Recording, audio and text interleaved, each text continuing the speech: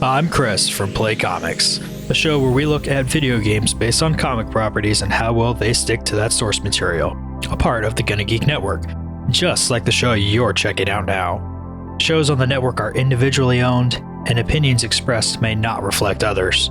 Find other astonishingly geeky shows at GonnaGeekNetwork.com. Welcome to episode 232 of Better Podcasting. On this show, we help you spin off your podcast. In this week's Better Podcasting download, we train with ninjas, podcasting ninjas. Well, no, not really. We're talking OBS Ninja.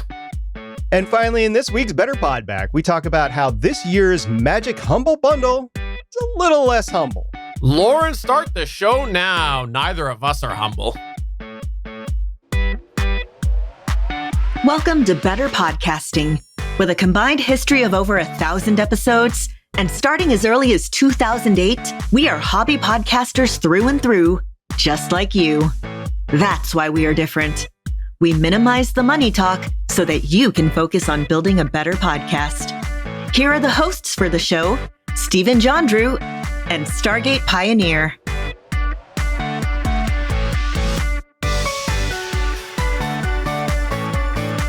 Welcome to episode 232 of Better Podcasting. I am Stephen Jondrew, and I am pleased to say SP is here this week. Oh, thank goodness I'm here because, well, I'm sitting right here, so I'm glad I'm here. And we are loving talking about podcasting. We've been doing it for 231 episodes. This is our 232nd episode. And Stephen, you're giving me that look. You're giving me that, you're wrong, SP look. I didn't realize we were talking about podcasting. I came to the wrong show. Well, in that case, I guess I'll just go on with the show that we have prepared. Hey, look, our listenership's up. Bye, Stephen. Okay, so historically, what we've done is we have started the show with a How I Saved My Podcast story. And sometimes Stephen and I screw up, so we talk about it here on the show. But sometimes what we get is what we prefer is we have a listener that sends us a little bit of audio. We prefer video, but audio is great. And it is a story of how you save your podcast so we can all learn and get our podcast better. That's what the show is about, better podcasting. And we have one of those stories today. This is Dr. Melissa Seibert from the Dental Digest podcast. If you are looking for a way to save your podcast, it is undoubtedly listening to the Better Podcasting podcast. I am a dentist by trade, not a techie, not an audio engineer, and certainly I don't quite have all the podcasting experience SP over there has. However, through listening to a multitude of episodes from Better Podcasting, I learned how to dramatically improve the audio quality of my podcast. I want to thank SP for painstakingly going through my emails to help me troubleshoot sources of error for my audio. He recommended equipment, he helped me to better understand how to use it, and he gave me all sorts of feedback. You guys at Better Podcasting are awesome, and what you do makes a difference. So thank you. Thank you for everything that you guys have done. I noticed that she specifically called out all of your assistants, and that's because you did do all the assistants. But I can't also help but wonder how much you paid her. So I didn't pay her a cent. She didn't pay me a cent either, which is the wonderful thing here. She reached out to us at our email address, which is podcast@betterpodcasting.com. And she wanted to improve her audio. She was using a Blue Yeti. She was running into all the stereotypical problems that you run into with a Blue Yeti. And she's a dentist by trade. Melissa does the Dental Digest podcast and not knowing much about audio. So I helped her and we got her on a better mic, the Sennheiser MD46. And I believe she did the Scarlett 2i2 interface. She actually wanted to do the Motu M2 interface, but there's none available. So she went with the Scarlett. Great choice.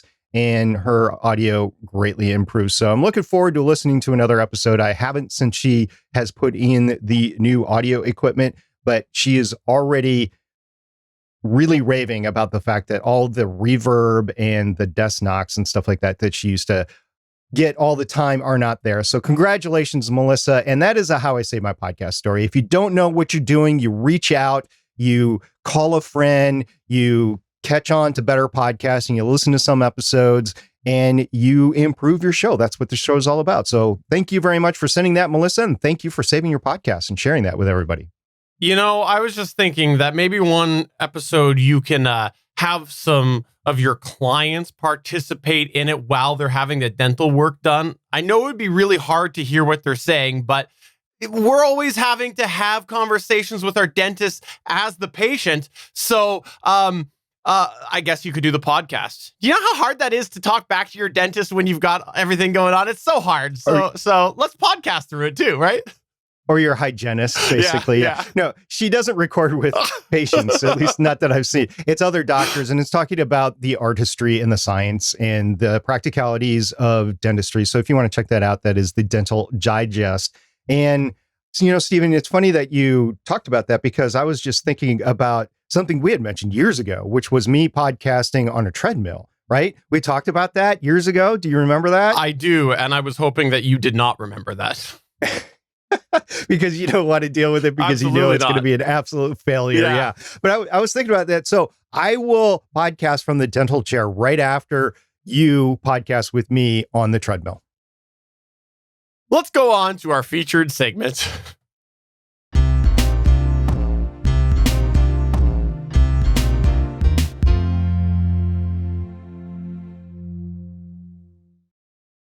Once you start podcasting, you might think of a topic, theme, or idea that's closely aligned to your current podcast, but might be just different enough that you consider starting a spin-off podcast. For example, here with Better Podcasting, we recently created the Better Podcasting live chat podcast. It's a spin-off of this show.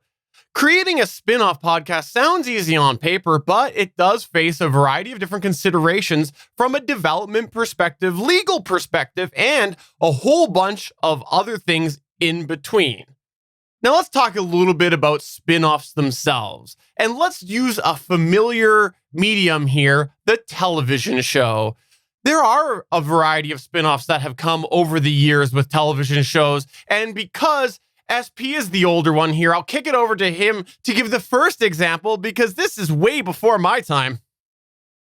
The granddaddy that I remember of all television spinoffs was the show Happy Days. Now, Happy Days had several spinoffs. It, for a while, I think, had the most spinoffs. It could have been All in the Family. We'll get to that in a little bit. But the granddaddy of all these television shows with spinoffs is Happy Days. Now, Happy Days spun off Laverne and Shirley, Blansky's Beauties, Mork and Mindy, which had a spinoff itself called Mork and Mindy, the animated series, Out of the Blue, The Fonz and the Happy Days Gang, and everybody's favorite, Joni Loves Chachi. That was back in the 70s and the 80s, and they just could, instead of doing a reboot like people do now, they actually made new content given the characters that they already had, which was great. But spinoffs are not just a thing of the past. For example, my daughter, her favorite series is the popular show The Bachelor. Now, The Bachelor has several spin-off series: The Bachelorette, Bachelor Pad, Bachelor in Paradise, and new this year, the greatest seasons of Bachelor Forever, or whatever they call it.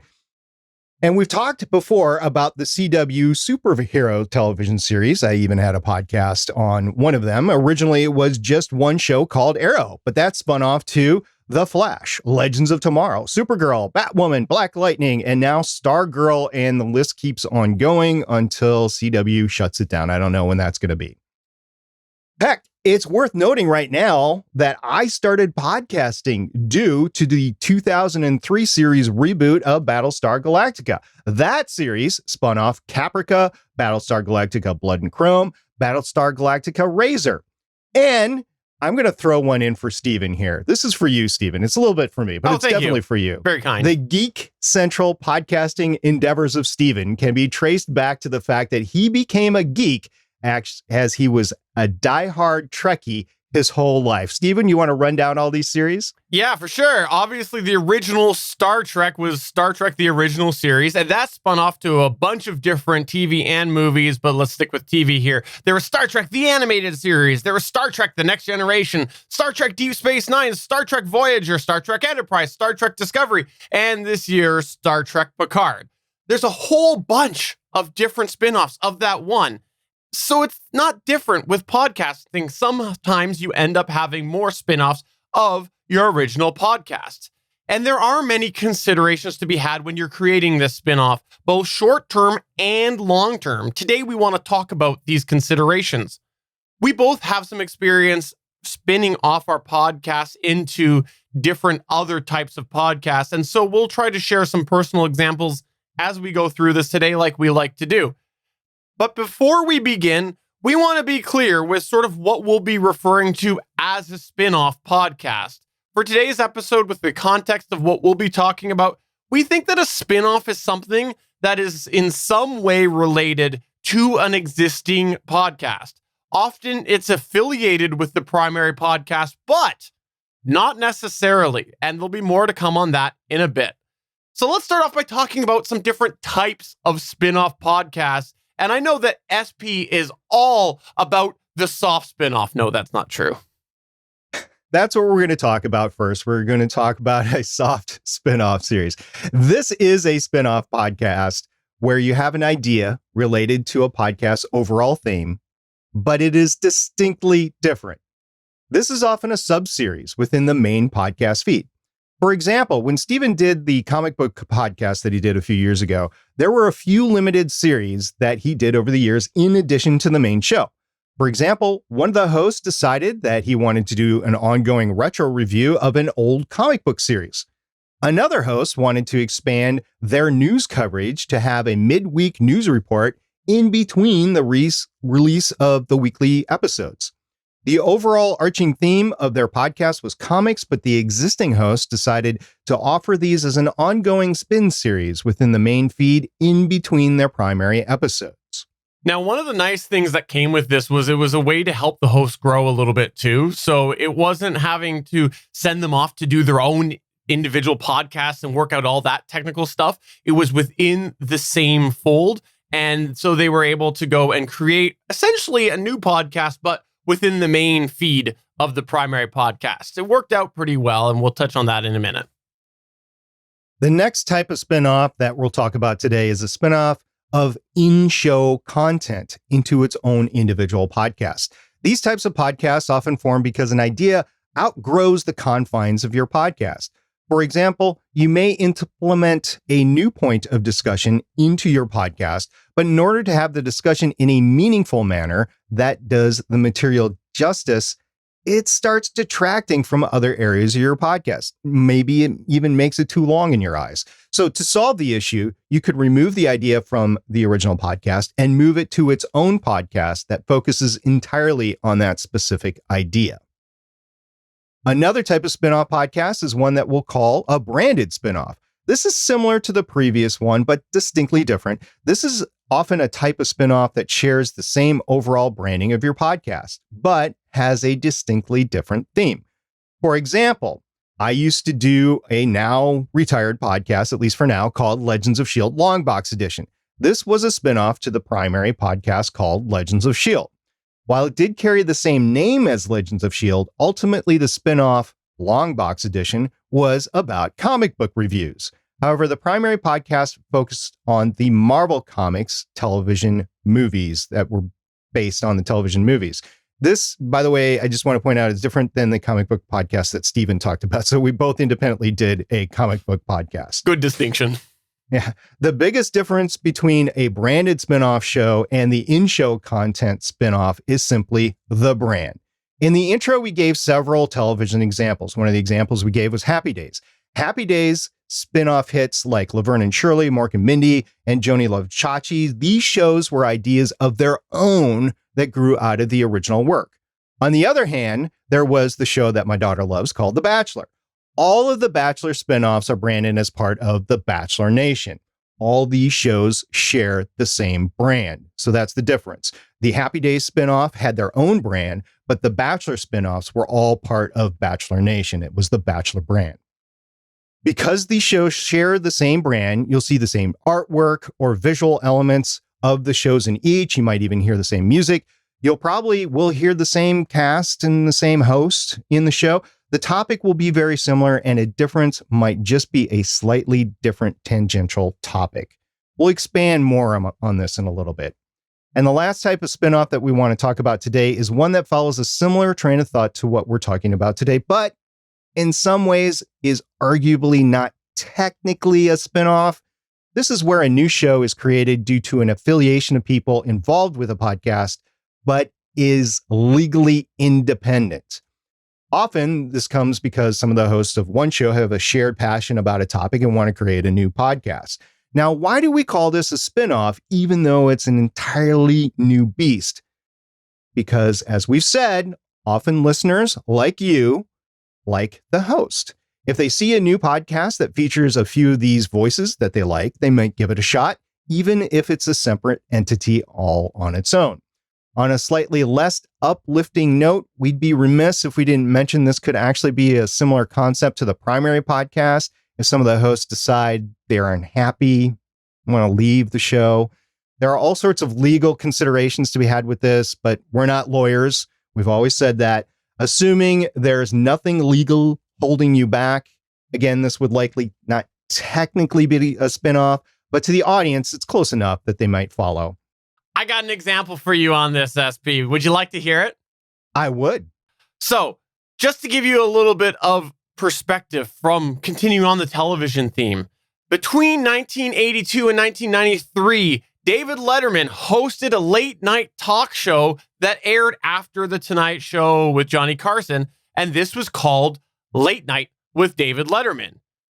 The show did air on NBC like The Tonight Show was. However, when Johnny Carson decided it was time to pack up, NBC ultimately decided to give the gig to Jay Leno rather than Letterman, who had kind of been vying for the position for a while. There was some behind-the-scenes turmoil that came from this, and this led to David Letterman being unhappy with NBC.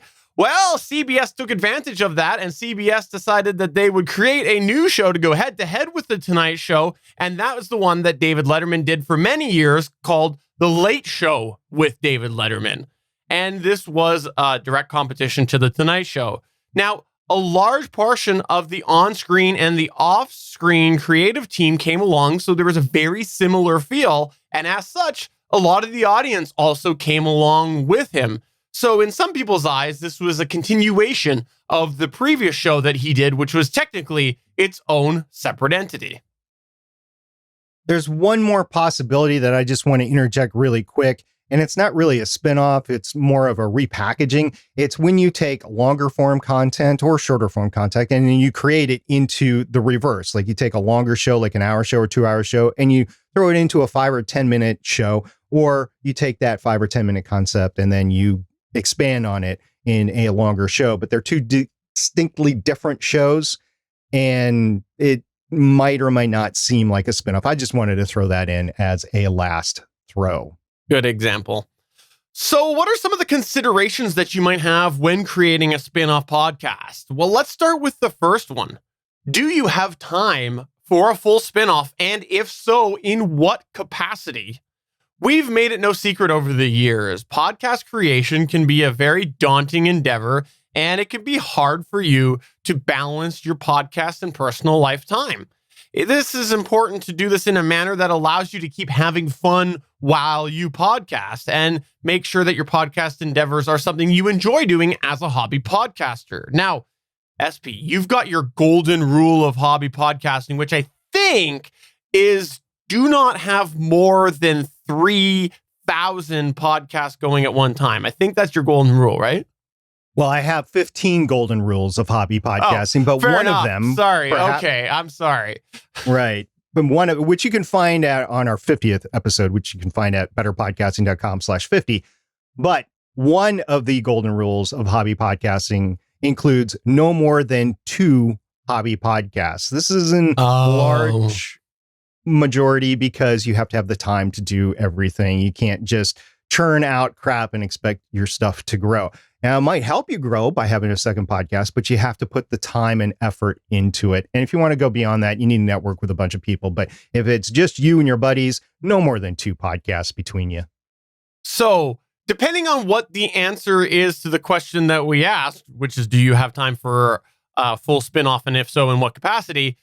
This is going to help you determine what type of spinoff podcast you do. For example, Creating an in-show spinoff takes less work and less prep than a full-fledged independent spinoff because it's all baked into your existing show. This is going to require less setup, but also less for you to maintain because all of these different things that you have to maintain for your podcast. If you do a full spinoff, you got to maintain all of them for that as well. But the second part to this question is also going to help you determine what type of spinoff you'll do. What capacity do you have? The time. For example, you might have time to do a producer type role on a spinoff, but not necessarily do a full hosting role on the spinoff. This might help you determine what type of spinoff that you do. Now, for me personally, I've got a little bit of a self-imposed rule that I've made very clear to various people over the years that I've discussed different podcast ideas with. It's that basically I'm currently maxed out with my capacity on doing a routine, regular run, co-hosted type podcast, because otherwise it's going to affect my family time if I have to commit to a routine with others on a regular basis to do another podcast. I just don't have the time to do this without drastically affecting my family. Therefore, any additional podcast that I might do would have to be limited run or like a solo endeavor. And this is just something where if I was to do a spinoff of this show, and getting to the Better Podcasting live chat example, it had to be within the framework of the time that I was already being allocated for this endeavor. And because we switched to bi-weekly for this show, it worked out because that time was now freed up. So that's just a personal example of how that spinoff wouldn't have happened for me in the current state that it is if we continue doing this main show on a weekly basis. And that takes us to the next consideration. How long do you want the spinoff idea to run? If this is a sustained, ongoing idea, it might be best to create a full new spinoff podcast. Even though your audience likes you, you'll likely find that only a portion of your audience will come over to the new show, and some that will come over might not continue. This means that with a spinoff podcast, you'll need to consider that there will be a lot of work to build up that audience all over again. If your content is time sensitive, that might mean your established audience doesn't come until it's too late. If it's a very limited run series, then it might be better to do an in-feed spinoff in your existing RSS feed. Of course, you have to consider the impact of this to your audience, as you might lose some of your audience on your regular RSS feed that has no desire for this. So you got to be very careful about what you throw on your RSS feed. You're protecting your audience, but you are protecting your RSS feed in the process. We're not the biggest fan of this approach because it's forcing an idea into somebody's podcatcher that they didn't subscribe to. However, we think it's worth a mention because there are people who do this very successfully. It's worth noting that Steven's earlier examples largely received positive feedback, and that's with his comic book podcast, and actually helped create some new listeners for the main show. But it's also worth noting that was many years ago, and podcasting has changed a lot for listener expectations since then. People's podcatchers are full, and if they receive something in there that they don't want to listen to, they might just delete your show and delete the subscription rather than to continue. Now, for our next point, I just want to start off by saying there's really two things that people say when they see us on the video side of things. They go, number one, you guys have a face for radio. They say that. They say that. Or I guess we can evolve that to face for podcasting. But the other thing they say is it is clear that you guys are not lawyers. That's the second thing that they say. And I think it's good that we remind people of that as we go into this next consideration, which is all about legal implications and legal impact of doing a spin-off podcast. Again, we are not lawyers, but there is a couple things that we want to at least mention right now. For example, there may be legal implications of creating a spin-off, and let's start with one that has, I think, the most potential to be overlooked, and that's the question of, are you allowed to use any assets that you're currently using in your podcast with a spin-off podcast?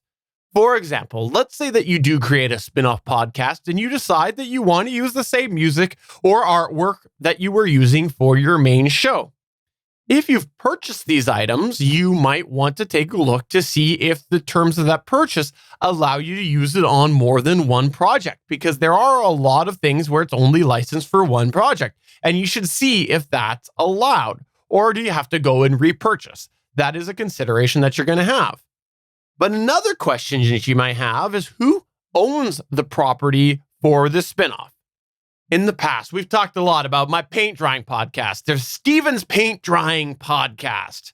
And let's say that I decided that I wanted to expand that I wanted to go and tap some extra talent. And I do what I do when I am in a place of need, and that's I tap SP to help me through, because I know that he'll set me on the right path. So SP decides he's going to come on and co-host Steven's paint drying podcast. Well, after a while, he decides, you know what? I'm not so good at this whole paint drying thing. I'm better at watching stain dry. And so I want to go and create SP's stain drying podcast. Who owns that podcast? If it's something that is co-branded with Steven's paint drying media group, then it's probably Steven's, mine, or the entity of Steven's drying media group. Anyways, it's legally not SP's, but there might be a way that it could be set up that it is legally SP's. This literally happened to me, by the way.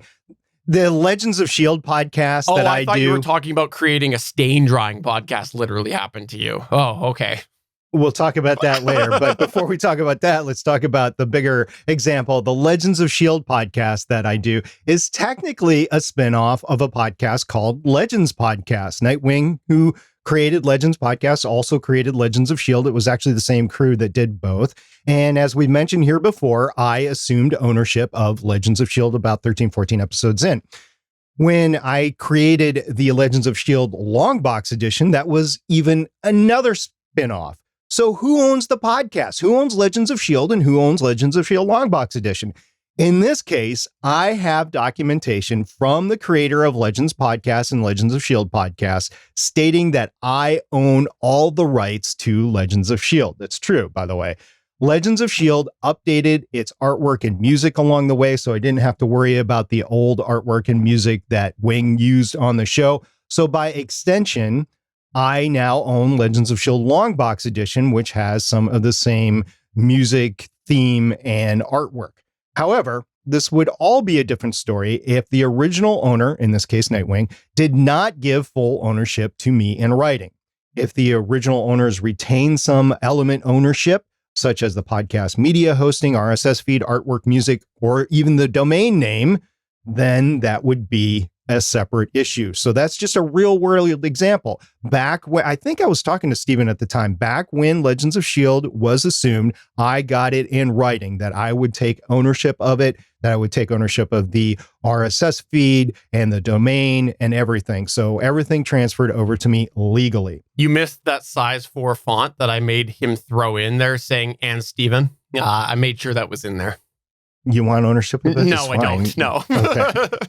By the way, fun fact, we'll get back to the stain drying podcast. I indeed went through and watched Stain Dry about a week ago, and it was right after we recorded Better Podcasting number 231. I'm not kidding. I actually watched Stain Dry. I literally had to do this, and it was at a last-ditch effort to fix some IKEA furniture for my daughter and her first college apartment. And let me tell you, there were many lessons learned. So if you want to hear all about that, go find it on my stain drying podcast. And it has all the right ways to do it versus Steven's paint drying podcast. Which I think we should just announce right now that there is a new Better Podcasting spinoff coming, Better Podcasting Stain Chat. I think that's going to come soon too. Stain. Yeah. Not paint, stain. I see we're going with me there. Okay. Of course, these legal considerations get even more important if you are creating a product that is entirely new, especially if it's sort of spinning off of the same sort of content that the original podcast was. Now, let's go back to that David Letterman example that I mentioned earlier. We can see examples of this when he went through this process. When Letterman did move to The Late Show on CBS, he was able to continue some of these recurring ideas and segments that he had done on The Tonight Show, but he did have to rebrand them. This is because of the fact that there were a bunch of considerations that happened with the individual ideas, and there were some that he wasn't allowed to use. Now, an example of this is that he retained the house band, and the house band changed its name from being called the world's most dangerous band, I believe it was, over to the CBS Orchestra. The segment where he was doing viewer mail changed from viewer mail to the CBS mailbag. And there was a variety of other things that followed suit as well. And again, some that he was not allowed to do. Now, there's actually a lot of really good examples on how this all went down. If you go down the rabbit hole on the internet of this transition between the two shows, there's lots of information on there. It was highly discussed, so there's lots of documentation on the internet. I know I spent some time looking through it, but there were some considerations like whether or not an idea had been created before the run of the late night program that he had been hosting on NBC. And if it was, where did it come from? Was it an idea that was originally on NBC and that'd be NBC's property, or was it an idea that Letterman had created and brought to the show, and therefore it was his idea? So there was all sorts of considerations on there, as well as whether or not something was generic, but we're not lawyers. And there is somewhat of a famous podcasting case, and that's Jordan Harbinger with his Art of Charm podcast and the parent company above Art of Charm. And I won't get into the specifics, but there was an issue with him continuing to host a podcast as he was trying to sell off the company. And then he was kicked off the podcast, and he was not legally able to use podcast elements going forward as he started another podcast. And he couldn't tell a story because it was all covered with an NDA and that sort of thing.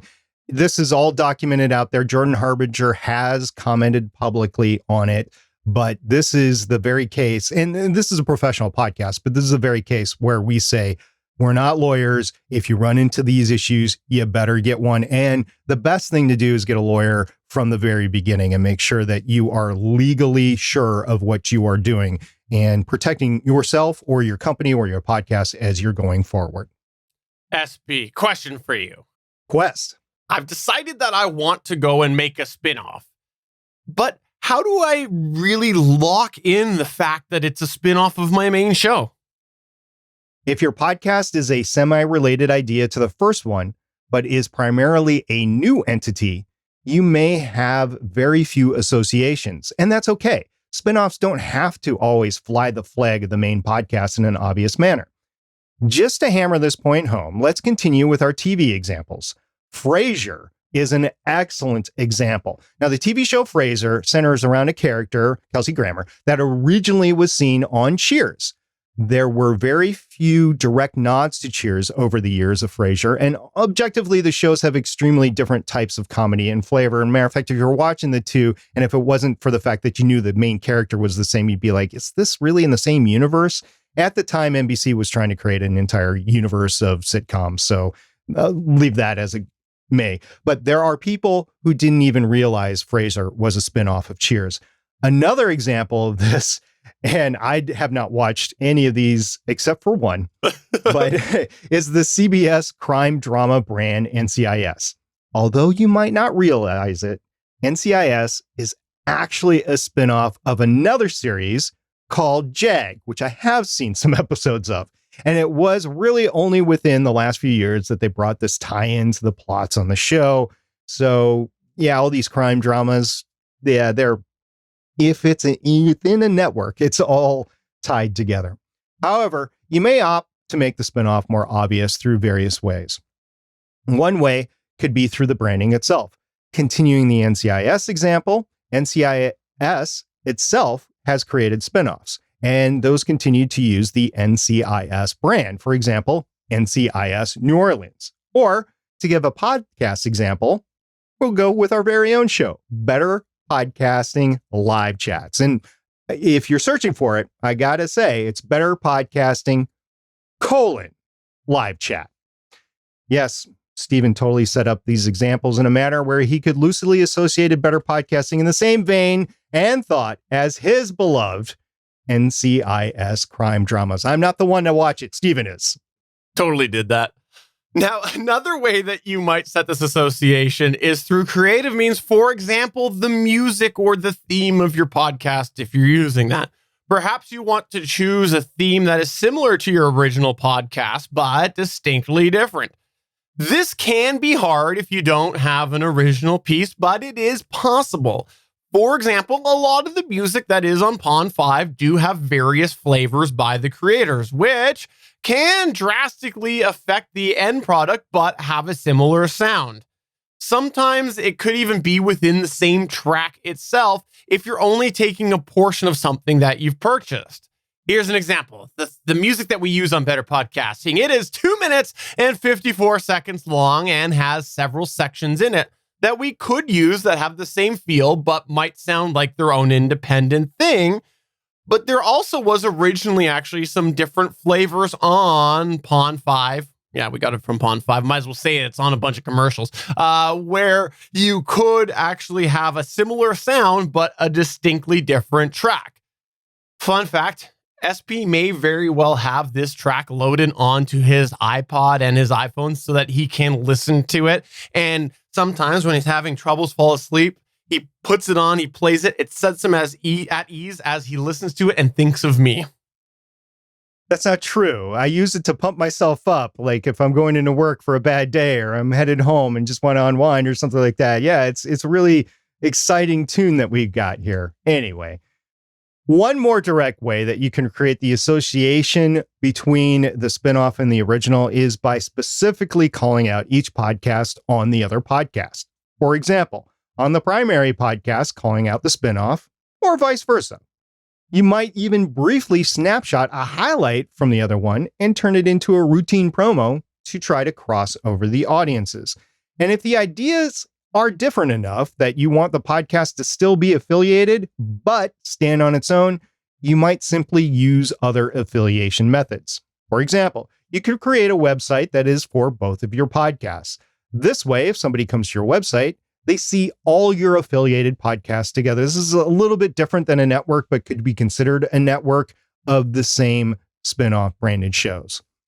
Whatever you decide, if you decide that you want to have a clear affiliation between the two shows, you need to consider both sides of this. Initially, you'll likely find that people discover your new podcast from the first, but as time goes on, you may find that people find your second podcast. How do you help expose the first one to the audience of your second? That's a question that you'll have to answer. In summary, spinoff podcasts come in a variety of flavors. Sometimes they're obviously a spinoff, others they're almost their own beast. Spinoffs can be a lot of fun to do because they usually come from something that has been related to its source. This means that you've already got the passion and in some sense have a running start. It's important to be realistic though as you consider the spinoff and decide whether it'll have an impact on the first. In most cases, you want to make sure it doesn't negatively impact the first podcast. Some spinoffs will succeed, some will fail, and that's okay, as long as you're having fun because you're a hobby podcaster, and that's really what matters. Are you having fun here? So have you ever done a spinoff podcast? We want to know so we can talk about it on our Better Podcasting live chat show. This is the Better Podcasting Download. I see what you did there, SP, promoting the Better Podcasting live chat show. Oh, you're tricky. Especially since I was just reading what you put in the document. All right, in today's Better Podcasting Download, we want to talk about something that we have been trying for a little bit. And those who did check out our last episode of Better Podcasting Live Chat may have heard our first unfiltered or rough thoughts on this. And today we want to share this to this audience, the mass audience, and in a little bit more concise manner that summarizes a product that we've been trying out. And it's all to do around with a service that may lean itself more towards those listeners and viewers that do have a video show for their podcast. But there are some other potentials for people who don't do a video show. So just hold off and we'll get there in a little bit. Now, back in June 5th specifically, we had our wonderful friend and listener and viewer of this show, Suncast, mention to us a certain product. In fact, he asked us a question, which was, have any of you used OBS Ninja? Now, there was a few of us in this group where he did ask this question, and it immediately drew our attention because of the fact that it looked like something that we had been waiting for a while. An alternative to Skype. Let's just go ahead and say that right now. Simply Or put, any other connection. Yeah. fair enough. Simply put, OBS Ninja is a way that people can do video calls with each other, but geared towards the more technically enabled people. This is because OBS Ninja allows someone to grab independent video feeds of each participant. This means that a feed is generated for each person in that call and can be pulled into a video switching program such as OBS, XSplit, etc., vMix, etc. For example, we are using OBS Ninja right now to record this show, and there is a feed created for each of us that I can then, as the one that is producing this using XSplit, I can take each of those feeds and place it into the XSplit program and just switch between those so that I actually am pulling a feed directly from SP. See, I told you it's for the more technically enabled, but we'll get there. Just wait, we will get there in a minute. Now, before we get into some of these details, let's get to the bottom line up front. SP, we've been using this since June 5th, right? Yeah, we've used OBS Ninja as the connection method for both the official GonnaGeek show, with as many as 4 participants now, and for Better Podcasting and Better Podcasting live chats. The connection has been the most stable and reliable platform that we've ever tried since starting video companions to our podcast years ago. Hands down, this has been the best way to podcast video-wise. It has also been the most customizable. But before we get into an overview of the project, we want to highlight a few important notes. First, OBS Ninja is a pet project or a beta of a fellow named Steven, and that is not Stephen Jondrew. It's actually, his name is Steve.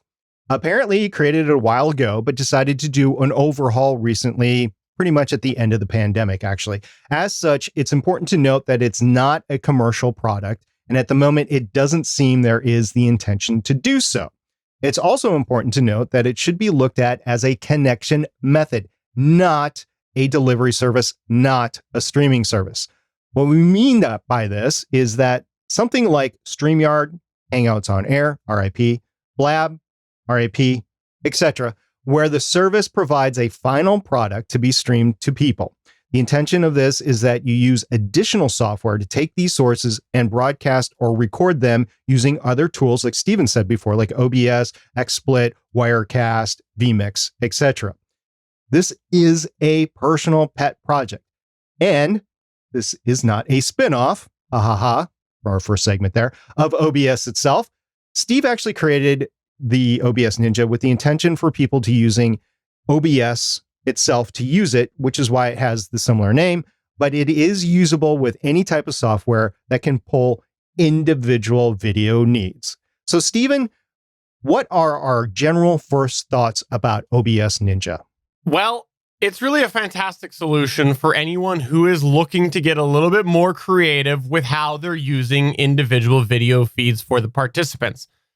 In addition to creating a group call like what we're doing, where we've gone and we've created a video call, I'm using that term loosely for this show, you can also use it to just get a single individual source. For example, if I wanted to take my phone and use that as a second camera, I could do this through OBS Ninja. There's some audio latency considerations there and things like that, but let's put that to the side. I could do that where I could pull up my phone and simply click a button that doesn't create a video call, but instead creates an individual link for my phone's camera that then I could put into XSplit or OBS. As well, I could do the same idea with a screen share. If I wanted to go and just share a screen, I don't have to create a video call like we're doing for this show. We could go and create an individual link for that screen share. Now, the other thing that we want to mention is that quality for us has been good, but this is specifically because It is designed to allow people to set custom parameters for the call or for the video feed being pulled, such as the video bit rate or the audio bit rate being used. That's something that I do here. Specifically, I specify that I want 1.5 megabits per second of audio from SP. That's beyond what it's pulling, I'm sure, but that's just to make sure I'm maxing out with the potential. As well, I pull a certain amount of megabits per second, 5 for this show here, of SP's video. And this is making sure that we're not having the service scale up and down depending on what's going on. It's continuously trying to pull this specific amount of video and audio from SP. But there is some considerations that you should have. For example, when I set this, needed to make sure that I wasn't maxing out SP's internet connection, because we've talked about it. He's talked about it. He has a certain limited upload with his internet connection. And if I was to go and set more of a download on my end, so basically try to pull more for him than he can upload, it would be a disaster. Or if I was to set it so high that his computer couldn't keep up, that could also be a problem if it's totally taxing his CPU. Now, the interface itself is pretty good, but it is a pet project, and we should mention that it's probably not what you've seen with other sort of commercial grade or products that are looking to be commercial grade. It's a little bit more raw. And as we said, this is geared towards the more technically enabled. So some of these things are not actually in the GUI, in the interface. You have to add them individually. That bit rate that I mentioned being an example. I have to go in and modify the individual URL, the individual video feed that I'm being given. I have to add that parameter on there, referencing the documentation that's available. There isn't just a box that I go in and say, take 1.5 megabits per second of SPI. No, I have to go in and get technical with that. And it's very clear on that. The other thing that we want to mention as well is that there is the possibility to add a password to the group. This is a new feature, but a good example, again, of sort of needing to be a little more technical is that if you don't send the exact URL that specifies that there is a password that's required for this, then what happens is the participant joins and they feel like they're in the call, but they're not because they haven't actually been given the prompt to enter the password. I can get more technical if you want to ask a little bit more, but it's just an example on how it is a pet project and there are some things that are more technically leaning as such. But there is some flexibility as well that we've noticed, like when you go and connect through the video or the visual interface where you specify your camera and your sound card. If you've got multiple devices, it's super clear on which one you want to select. You see a list of all of your cameras, all of your audio sources right there, all on the page, where if you have multiple sound cards, it's very easy to see which one it is. You don't have to really go hunting like some of the things that we've seen on other services where you got to click box 1 to get to box 2. And there you go. That's where you find it. No, it's right there before you connect to the call. We also want to note that there is a way to record each participant's individual video feed into, but we've not tried this yet. But even if you're not doing a video show, there could potentially be an application for you to use this service. You could use it as your connection method to connect with people who are podcasting with you. The audio quality is pretty darn good, and if you specify the right parameters, as Stephen just mentioned, while it is indistinguishable to a trained ear, it's possible to get really good audio from this connection capability. The only thing of note, though, is that you would likely need a video source for the connection. This could be something like a covered webcam or a virtual camera like ManyCam that we've used before that shows nothing at all. Overall, we're pretty happy with OBS Ninja. It's been perfect for our setup. And we'd recommend people check it out who may be running a setup like ours or are a little bit more technically apt and are looking for a decent way to connect with their participants. However, we'd also recommend you keep abreast of other offerings, as this is a personal project of Steve and you never know if it'll go away like all beta projects tend to do. For example, Steven is keeping hardware around that he no longer uses in case we ever have to move back to a Skype setup. And if you find that this OBS Ninja works for you, there is a GitHub page available where you can sponsor the project. We'd encourage you to do so if you can afford one of the tiers and enjoy the project if you're using it.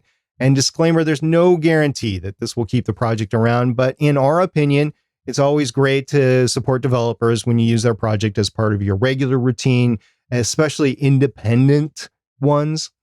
And as Stephen mentioned before, we'll have a video up soon on betterpodcasting.com that provides an overview of OBS Ninja so that you can see how it's set up and hopefully gives you an idea of some of the technical aspects we're talking about. One last thing. The other thing that I have mentioned before that I don't know will happen is if enough people tax the system, is that going to affect performance? Since this is a peer-to-peer connection, we don't think so, but you never know what kind of headroom this is working through the servers. Steve's talked about how he could add servers to the capability in a surge, but you just never know. So this is not a paid thing, and you have to go with what you have from it. If you have any questions about this, feel free to reach out to us. Come to our Discord server if you'd like, over at betterpodcasting.com/Discord. We get a little more technical there, but so far it's looking good for us. And yeah, as SP said, betterpodcasting.com will have a full video that just gives you an overview of the walkthrough so you can kind of see what we're talking about and hopefully connect some of those dots. This is where we here at Better Podcasting turn the show over to you as we run through some of your feedback. We call this segment Better Podback. We're going to start with a review that we received on Apple Podcasts, or I call it iTunes because that's literally where I saw this. And it was a 5-star review and titled, "Great Tips, Great Rapport." The review is as follows, quote, "The hosts really love what they do and organize their topics well. It's refreshing to have a podcast about podcasting that isn't trying to look at the angle to monetize. I'm working my way through all of the episodes and hope to launch my own podcast in a few months. With these two guys in my corner, I'm beginning to think it might come true. Thanks, Stephen and SP, for a great show." And this is from Betsy Bachmassey in the United States. Thank you, Betsy. We really appreciate that. And when you do launch your podcast, you email us at podcast@betterpodcasting.com and you tell us what the name of your show is, and we will talk about it here on this show. For a $9.95 fee. No, I was just making a joke because the monetized my gosh, thing. don't scare just making her a joke. off. It's just a joke. Oh my just gosh. a joke. All right. Well, over in our Discord server, we had this guy, the new guy came in. His name's Stargate Pioneer, and he dropped the link. He's coming in spamming right away, and it was a link to a Humble Bundle. No, SP did drop the link to a Humble Bundle, and one that comes out pretty much annually. It's one put out by the Magic's creative team. It's come by a variety of different names, and it's usually largely Magic software. This one is Your Sounds, Your Movies, Professional Video and Audio Creation Humble Bundle. And this had a bunch of Magic's products in it. But there was an observation from Damien. So much smaller than normal, I believe. And this is the case, actually. I've bought this bundle a few years in a row because there's usually been something in there that I've been interested in and thought, okay, it's a good price, goes to a good cause. And if you want to look at the Humble Bundle, go ahead and look it up. You can see how that all works. But yeah, it definitely seemed to have less things in this year. So if you are, though, looking for Magic's Movie Studio, that's the program that SP and I both use for video editing, and we've used for audio editing on occasion before as well. I know that I edited a whole episode of Legends of S.H.I.E.L.D. for SP once using it.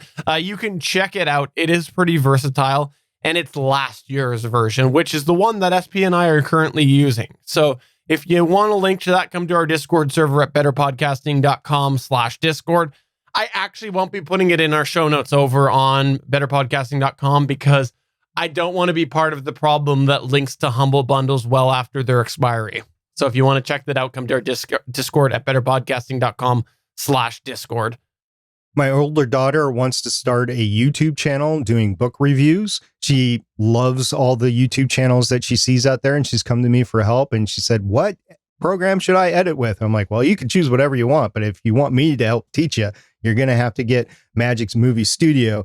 And she said, okay. And I said, even maybe you could use the version 15 that I still have the keys for. But I said, this is a great opportunity for you to buy it, for you to own it. So she went ahead and did it. So she actually purchased this humble bundle. We'll move on here. And Damien actually asked in our Discord, completely stumped on how to use the L12 as an interface. I downloaded the drivers. I figured out how to get to see all the input channels. And it seems that no matter what I select, I cannot get signal into my DAW, even though I see the line, which is the Zoom L12 audio selection for input. He posted again, when I look into it, it looks like VB can only, which is voice meter banana, can only pull 2 in from a physical source. Looks like it might be able to do 8 via ASIO drivers, but I have never configured that. I also haven't looked into if/how I can get OBS to pull more than 2 channels yet either. I might end up just getting one of those left-right to 3.5 millimeter cables and run the left-right master to the PC. Now, Stephen, you have some extensive experience with this. Totally. This is one of the things I've cited many times when I've critiqued the L12 and continue to do so. Especially because they solved it with the L8, and I can't believe they haven't done a firmware somehow to fix it for the L12. And when the L12 operates, the way it works is that there are 14 different channels available. And the reason it's 14... No, I'm trying to think through. The reason it's 14 different channels available is because at the very end of it, channels 1 through 12 are your hardware inputs, like your mic inputs and things, your USB inputs, things like that. And then 13 and 14 on the L12 are the stereo mix, basically the full 2-channel mix down that you're hearing on your sound mixer aspect of the L12. So those are at the end. Those are channels 13 and 14. And the way the L12 works, at least with the Windows driver, is that the stereo version, when you do end up pulling it in through USB, is channels 1 and 2. So what happens is if you're sending a digital over, it's sending you channels 1 and 2 over USB as the input, which is useless because usually if you want just a single stereo mix, you want the mixer output.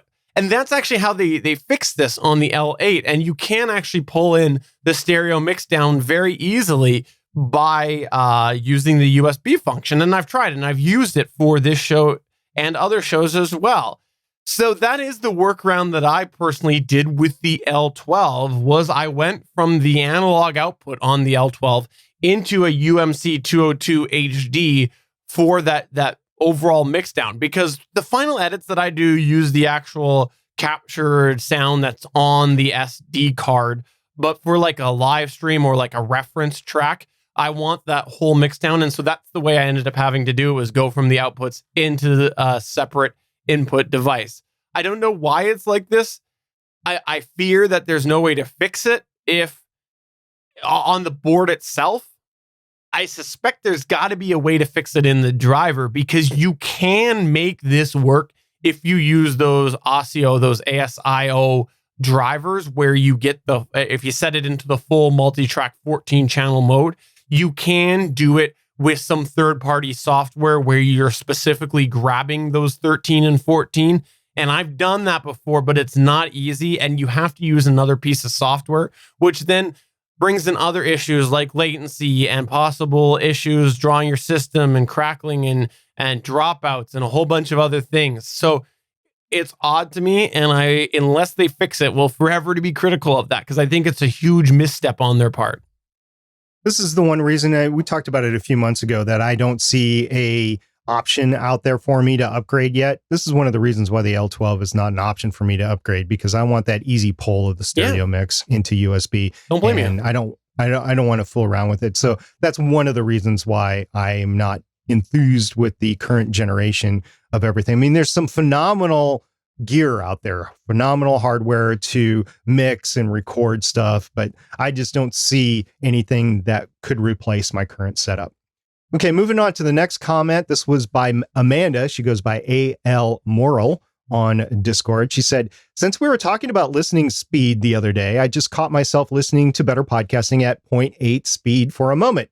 I switched from listening on my phone to listening on my laptop, and I forgot that Spotify on my laptop was still set at 0.8 speed from when I was transcribing some music earlier. For a second, I thought SP just got really tired suddenly. Now, a few things. One, I'm AARP age, so yeah, I could get tired and need a nap at any point in time in the day. Number two, if somebody just happens to come along and put rum or scotch maybe in my coffee, or maybe not even that, if I mistakenly brew decaf versus half calf, then yeah, you're going to get 0.8 speed SP. All I would say is make sure that you increase the speed on your podcatcher if it sounds off. Sorry. You even changed the pitch. That was perfect. How did. long did you practice that? That was awesome. I took a week vacation just to practice that. Continuing some of the discussion we actually had about speed in Discord, we had CT say, I just added Better Podcasting to Overcast. You guys are perfectly understandable at smart speed around 2.25 times. And we did go a little bit back and forth about that. And we had Zachary Webb also say, I listen with Podcast Addict skip silence on for most shows, and speed varies between shows from 1.2 times to 1.7 times. I also changed the speed by how many episodes I have on my playlist to catch up on. One of the fun conversations that we had in there was about what the general impact is to the listener takeaway by changing these things. Like SP mentioned that he couldn't comprehend as much by increasing the speed.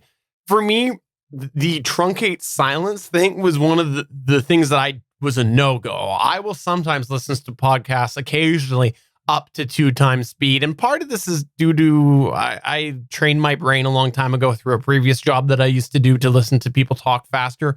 But the truncate silence or the remove silence feature, I've tried it on a few different apps and I can't do it. I can't do it because I feel like it changes the feel of the conversation. I can tell on 2 times speed whether somebody is leaving a silence in there. And that might give me hints, like, for example, if someone's asked a question, there's a big gap.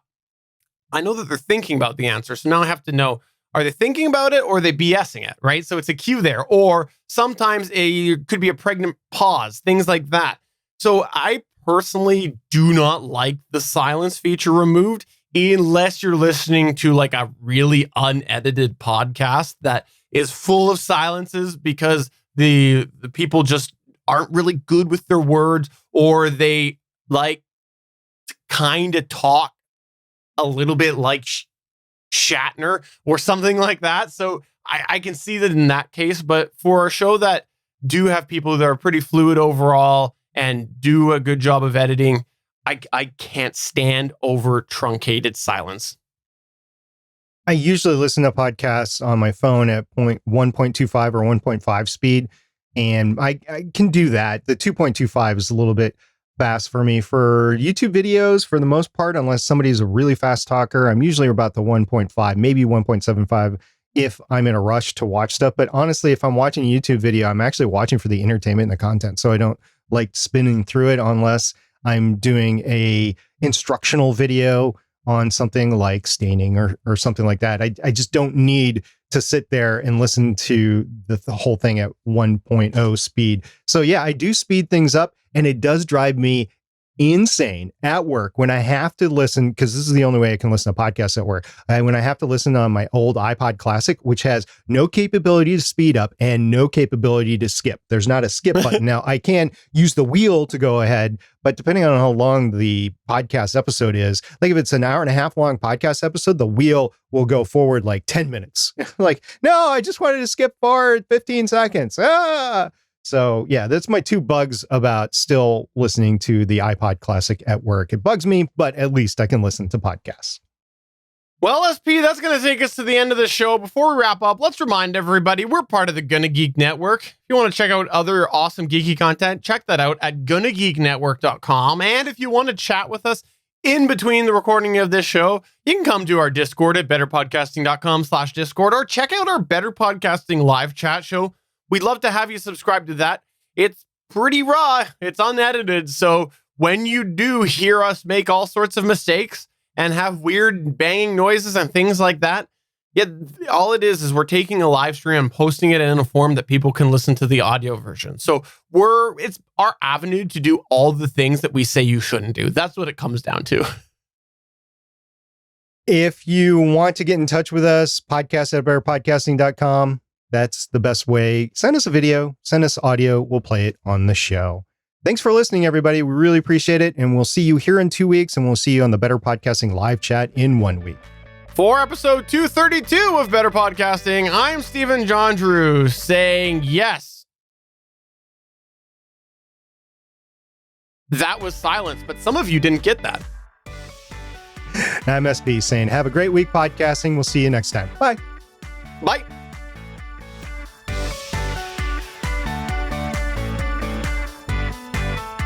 Thanks for checking out another episode of Better Podcasting.